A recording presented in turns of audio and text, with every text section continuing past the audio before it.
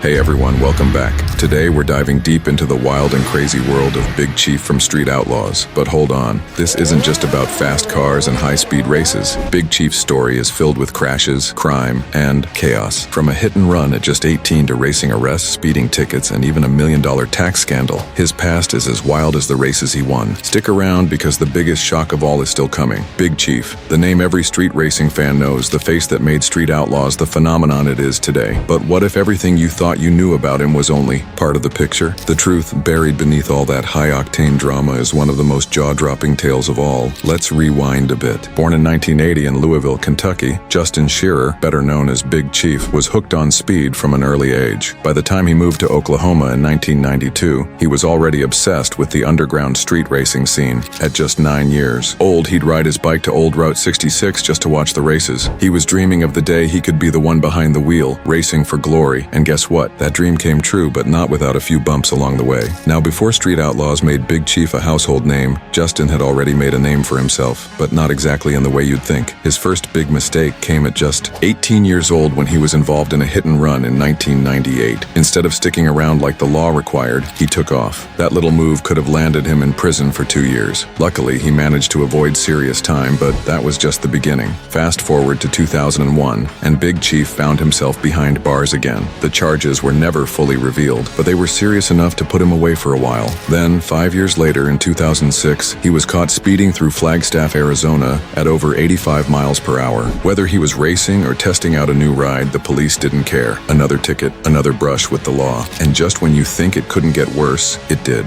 In 2018, Big Chief was slapped with yet another speeding ticket in Springfield, Missouri. By 2021, the trouble was still rolling in. He was pulled over in Canadian Oklahoma for an expired license plate, a minor issue, but at this point, his record was growing fast. Then, the big one, he was caught driving on a suspended license. Now, this was serious. He had joked about it on the show before, but this time he was facing up to a year in jail. But wait, there's more. Big Chief didn't just have a few speeding tickets. In 2021, the IRS came knocking. Turns out, he had skipped out on paying taxes from 2013 to 2018. The bill, a staggering $125 million. And when the IRS comes for you, they don't just ask politely, they take everything. Cars, houses, bank accounts. If he doesn't pay up by 2029, Big Chief could lose it all. But just when you thought Big Chief's story couldn't get crazier, there's another twist. You may not know the name Tyler Flip Gene Pretty, but you should. Flip was part of the original Oklahoma street racing crew. He had the skills, the attitude, and a car that looked like a disaster, but somehow tore up the streets. He was a legend in the making, but tragically, just before Street Outlaws hit the TV screens, Flip passed away in 2013. To this day, the details surrounding his death remain unclear. Was it an accident? A gunshot wound? No one knows for sure. But his legacy lives on through Big Chief, who kept Flip's memory alive by passing on his beloved 1980 Chevrolet El Camino to Kamikaze, Flip's childhood friend. Flip's car, the Elko, became a legend in its own right. Kamikaze raced it for years, but in February 2021, disaster struck. Kamikaze lost control of the car, and it ended up a burned-out frame. But the story doesn't end there. Fans snatched up parts of the Elko, bidding over $110,000 for the pieces. Kamikaze then rebuilt the car's legacy, building a new ride, a Chevrolet Corvette C5, using parts from the Elko. And who knows, another Elko might be in the works. No,